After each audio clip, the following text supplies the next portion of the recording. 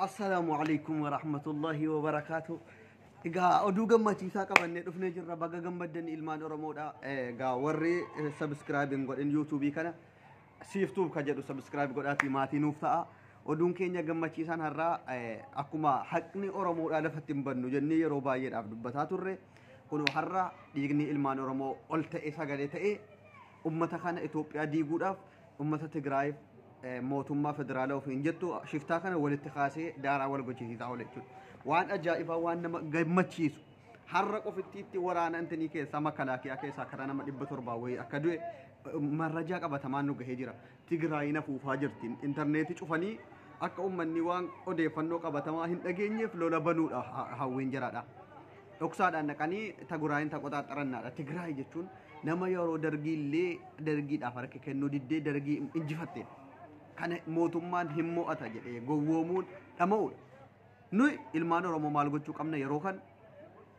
ورا تجراي يوكين مو تي بي ال اف يوكين مو هوات كان يدا مسانا ديغرو سوتونتان موتوما كان ديغرو سوتونتان وفي كينيا والإجارة توكما كان جبيفني أورمو حركة كيسا غلفتشو يروخان أنو تكان بابي أمريكاني فنو هيري قدان نو دفه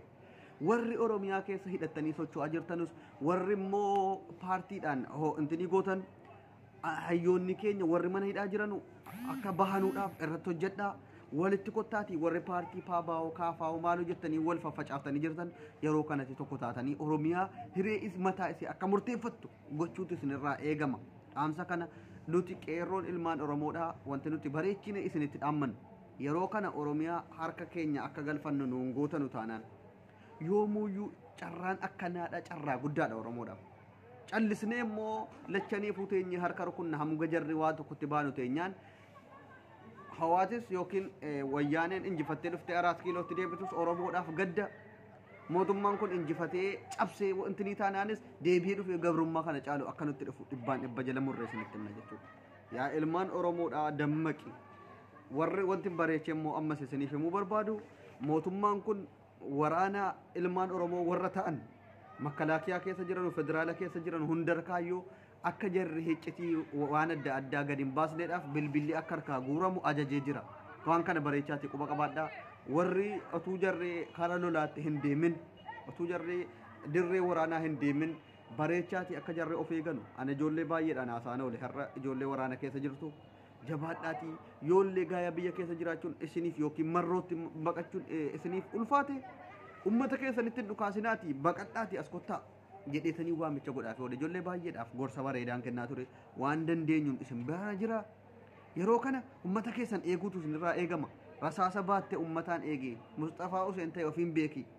rasaasa baatte ummataan eegi waraana baatte jirtu warri makalaakiyaa keessaa mootummaan kun kufee jira waraana labsee jira bulchuun dandeenye demokraasiidhaan ummanni isa jibbee jennaan waraanaan immoo isinitti fayyadamee inni aangoorra nama tokkoof jettanii hin lolina bu'aa nama tokkootiif jecha dhayxanii wanti isin dhumtanii ummata kaanis diinomsitanii seenaa keessan balleessitan hin jiru nama tokkoof inni yoo barbaade helikooftara tokko qabatee biyya barbaadetti baduu danda'a isintu seenaadhaan yoomuyyuu jiraata waan ta'eef waamichi nuti isinii goonu mootummaa tokko yookiin waa tokko jettanii dhayxanii akka hin lolle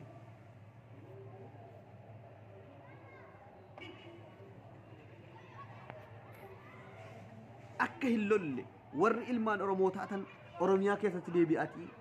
waan dandeessanuun hiree ummanni oromoo murteeffachuudhaaf qophaa'e kana faana dhaabbadhaa deeggara oromoon hiree mataasaa murteeffachuu qaba abbiyyi kufee jira mootummaan bilxiginnaadhaa erga Tigraay lola walitti bananii eda wanti nama gammachiisu eda kaampii waraanaa intini keessa jiru makalaakiyaa Tigraayin keessa jiru daaraa goote guyyaa kana immoo intarneetiin cufameedha akkuma ennaa orabaa dimmee sanatti lola ajaa'ibaa walirratti gaggeeffamaa oole waan nama gammachiisu jajjabeeffamuu qaba Tigraayin otuu danda'ame akkasiin bilxiginnaa warra jedhamte kana daaraa gootu garuu nuufis bu'aan qabuudhaaf malee wallaahi dhugaan isin hima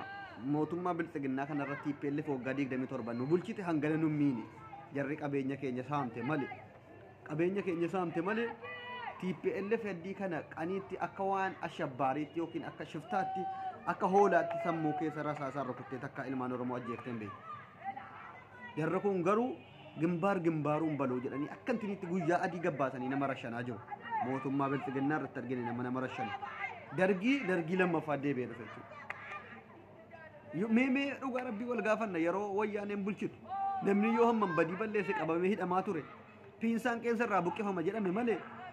eenyuun rasaasaan hajiraatu irraa buqqifan garuu rasaasaan addarra guyyaa adii rasaasaan waxanamee kan ajjeefame argitanii beektu hin argine akka kooti dhugaa dubbachuuf wayyaanee wayyaa gaayaa yoo oromoon waan kana tokko ta'ee deebi'ee qabachuu dadhabe aangootti deebi'ee bilisummaa isaa gonfachuu dadhabe biltsiginnaan nutti deebi'u irra wayyaanee wayya dhugaa walitti himna. Kanaafuu waan dandeenyuun tokkummaa keenyaan jajjabaannee caasaa ganda keessa jirtan hundi keessanuu karaa saba keessanii deebi'a. Afaan Oromoo dubbataa biltsiginnaa kana nama tokkoof hin duulina. Mootummaan kun cabe wada raasaachuu tamadasu kan immoo baay'ee nama gaddisiisu warri akka taayyeedha hayluu addunyaa moo maal jettan hayluu gonfaa hayluu addunyaa jettan gurbaa bulguu tokko feesbuukii kanarraa maraatee waan qabu gadhiisu wallaalee nama arrabsaa takka suuraa balleessaa dhaynee helikooftara tokkotti harree dhufna yaacoon akkasiitiin biyyin bulchamu qoftonni jettanii otuu dhugumaan ergasii akkuma gaafa duraan uummanni sin jaallatu kanatti qoftonni jettanii gaafii uummanni Oromoo sin gaafate deebistanii jiraattanii har'a uummanni isin tufee baay'ee na gaddisiisu mootummaan biltsiginnaa kun eenyuun qabatee loluudhaaf laata uummanni Oromoo isa tufe hudduu isaa eessa keessa kaachuuf Amaaraan qanii tokkittiitti dheengadda waan inni isiniin jedhe argaa jiru la Amaaraa yammaattoon Itoophiyaa gadalte gibaa jedhanii akka jarri bu'aa jiru argitan ay biltsiginnoo ceeboo kanaafuyyuu isin abdii kutattanii jirtu abdii kutattan baay'ee nama gaddisiisa. Kanaafuu ilmaan Oromoo subscribe godhaa YouTube kana jajjabeessaa siiftuu galatoomaa ulfaadhaa isin jaallan.